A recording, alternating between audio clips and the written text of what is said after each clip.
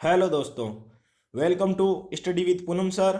दोस्तों, यदि आप हमारे चैनल पर नए हैं तो हमारे चैनल को लाइक, शेयर और सब्सक्राइब जरूर करें। साथ ही बेल आइकन को जरूर प्रेस करें। दोस्तों, आज हम कक्षा 12th के इतिहास का भारत का वैभवपूर्ण अतीत का पार्ट नंबर 7 लेकर आए हैं। ये chapter exam point of view से काफ़ी महत्वपूर्ण है। ये 10 नंबर कवर करता है और इस एग्जाम आरबीएससी के जो मेन एग्जाम आएंगे उसमें आप लोगों के जो हमारी सीरीज है, यदि आप लोगों ने हमारा नहीं देखी है, पहला, दूसरा, तीसरा, चौथा, पांचवा और छठा पार्ट यदि आप लोगों ने नहीं देखा है तो आप लोग हमारे चैनल पर क्लास 12th नाम की प्ले लिस्ट बनी हुई है, उस पर जाकर के हमारे सारे पार्ट इतिहास के देख सकते हैं और उन सीरीज को अपने दोस्तों को शेयर जरूर करें।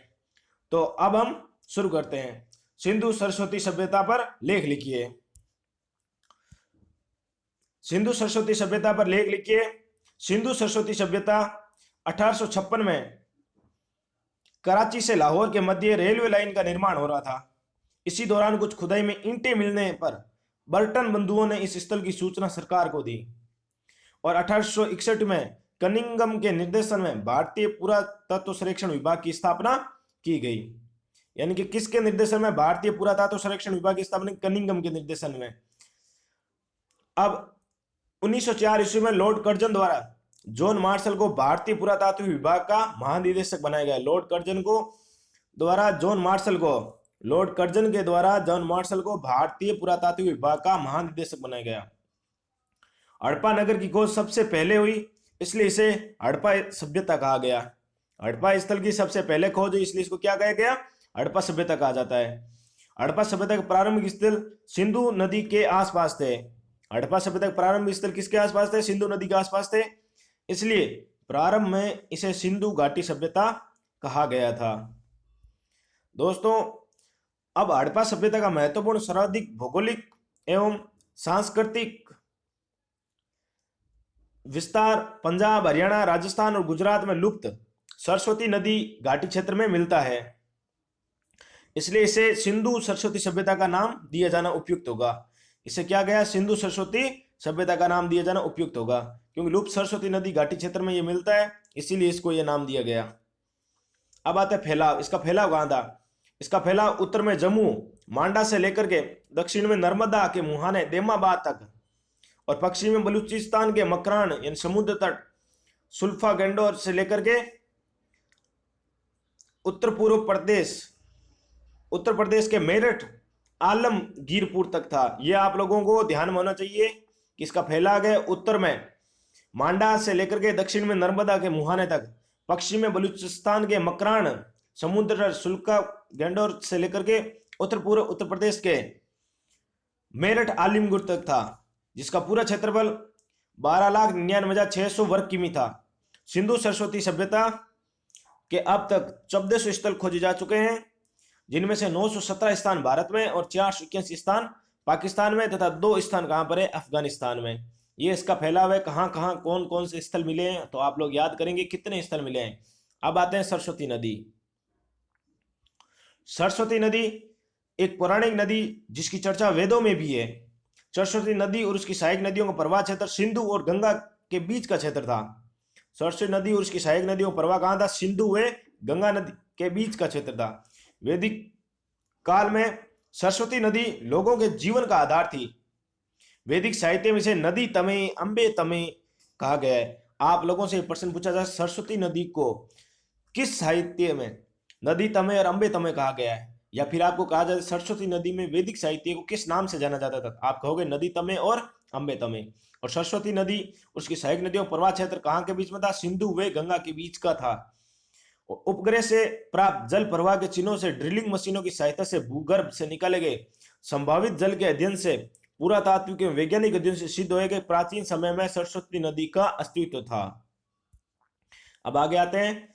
सरस्वती नदी का निकास हिमालय की शिवालिक पर्वत श्रेणियों में माना पर्वत से था। तो आदि बद्री से समतल में उतरती थी, उसके बाद कुरुक्षेत्र और सिरसा झांसी, अग्राय, हनुमानगढ़, कालीबंगा से होती हुई अनूपगढ़ और सूरतगढ़ तक बहती थी और अनेक भागों में समुद्र में मिलती थी। अनेक शाखा प्रभास पट्टन में जाकर सिंधु सागर में मिलती थी और दूसरी शाखा सिंधु में प्रविष्ट होकर कच्छ के रण में समा जाती थी। इसकी लंबाई 1600 किमी और चौड़ाई 3 से 12 किमी तक थी। प्रसिद्ध पुरातत्वविद डॉक्टर वी.एस. वाणकर्स ने सरस्वती नदी के प्रवाह के मार्ग को जानने के लिए अपने दल के साथ अभियान चलाया था और 4000 किमी की यात्रा की थी। भूगर्भीय परिवर्तनों के कारण मूल जल स्रोतों से पानी नहीं मिलने से धीरे धीरे ये नदी लुप्त हो गई थी। जैसे कोई नदी लुप्त होती है तो उसके कई कारण होते हैं। रेगिस्तान का बढ़ाव, कहीं पर कोई उसका मूल स्रोतों से पानी ना मिलना, यह भी एक प्रमुख कारण है। सिंधु सरस्वती सभ्यता के प्रमुख स्थल अभी तक उपमहादेश में हड़प्पा संस्कृति के लगभग 1400 स्थलों का पता लग चुका है। अब पंजाब पाकिस्तान, हड़प्पा, गनेरीवाल, रहमान डेरी, सरायखोला और जलीलपुर, ये पंजाब प्रांत पाकिस्तान में मिले हुए प्रांत हैं। सिंध प्रांत पाकिस्तान, मोहनजोदड़ो, चहूदड़ो, कोटिदीजी, जुदीर जोदड़ो। तो आप लोगों से प्रश्न पूछ सकता है कि चहूदड़ो कहां पर है? सिंध प्रांत पाकिस्तान में। बलूचिस्तान में सुतका वेंडोर, सुतका खो और बालाकोट। पंजाब भारत में रोपड़ और संगोल।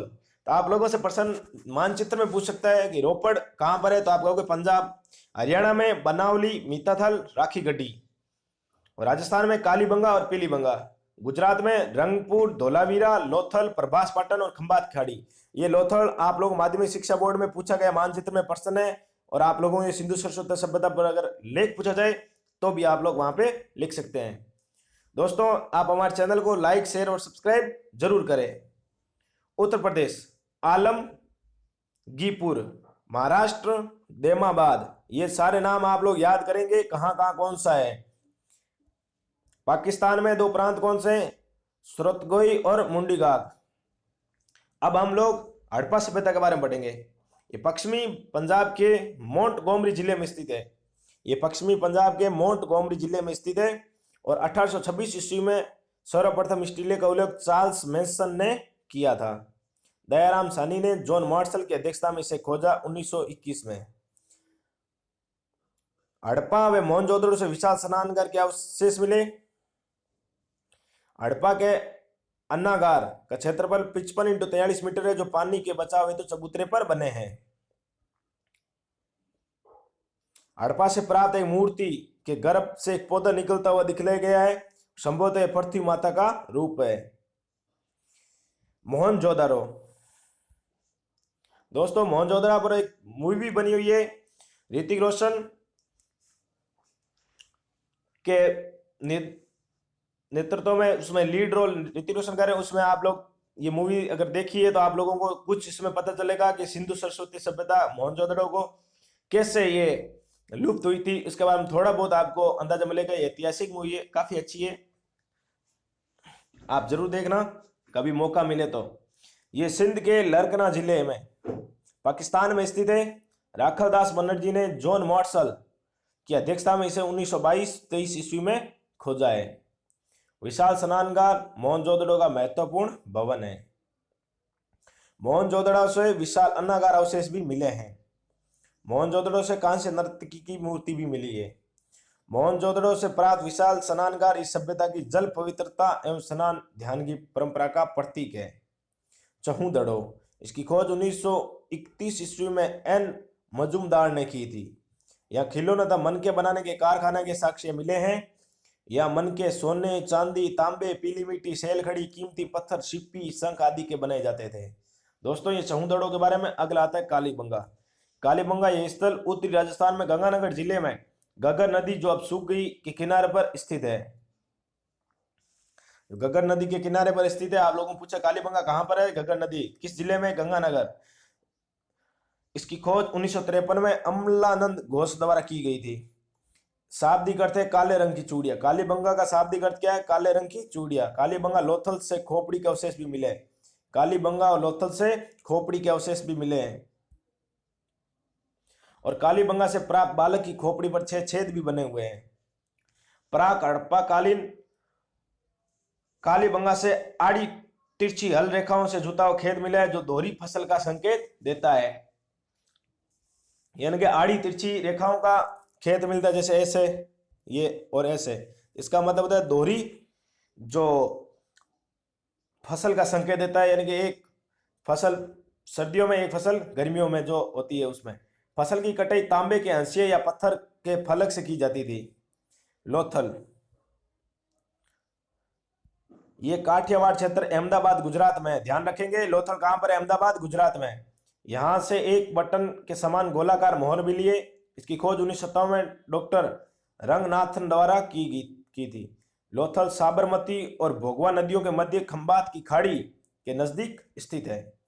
लोथल एकमात्र ऐसा स्थल है जहां से बंदरगाह और गोदीबाड़ा के साक्ष्य मिले हैं।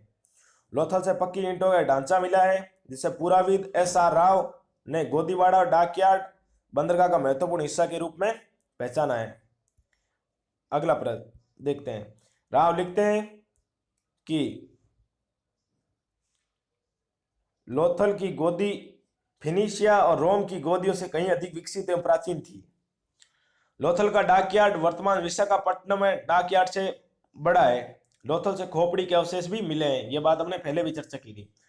S.R. राव के अनुसार रंगपुर और लोथल से घोड़े की मिट्टी की मूर्तियां भी मिली है। लोथल से मनके बनाने के कारखाने भी मिले। कालीबंगा, बनावली, राखीगढ़ी, लोथल से खुदाई में अग्निकुंड और अग्नि वेदिकाएं मिली है।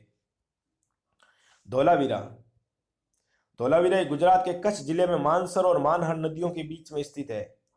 धोलावीरा खोज 1967 और 68 ईस्वी में डॉक्टर जगपति जोशी ने की थी।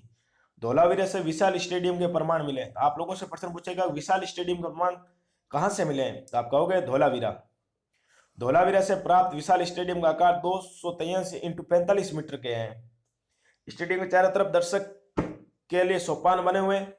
धोलावीरा के उत्खनन से 16 छोटे जलाशय प्राप्त हुए जिसे हमें तत्कालीन जल संग्रहण अवस्था की जानकारी मिलती है। महरों पर अभी तक 2500 लेख उपलब्ध हो चुके हैं और 17 अक्षरों का सबसे लंबा और बड़े अक्षरों का अभिलेख धोलावीरा से मिला है। यह लिपि भाव चित्रात्मक लिपि है। इसकी लिपि कौन सी है? भाव चित्रात्मक लिपि है। आते हैं सुरकोटड़ा। यह सागर तट पर गुजरात के कच्छ जिले में अवस्थित है। इसकी खोज 1964 ईस्वी में जगपति जोशी ने की थी। सुरकोटड़ा और रण गुंडई से घोड़े के अवशेष मिले हैं।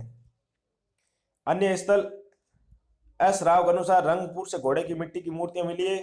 देमाबाद से रथ आकृति के प्रमाण भी मिले हैं। दोस्तों आगे सिंधु सरस्वती सभ्यता की स्थापत्य कला को विस्तार से समझिए, ये हम पढ़ेंगे कल नेक्स्ट सीरीज में 8 नंबर में। तो आप लोग हमारे इस चैनल को लाइक, शेयर और सब्सक्राइब जरूर करें। Thank you for watching this video. Bye bye, मिलते हैं फिर कल पार्ट नंबर 8 में।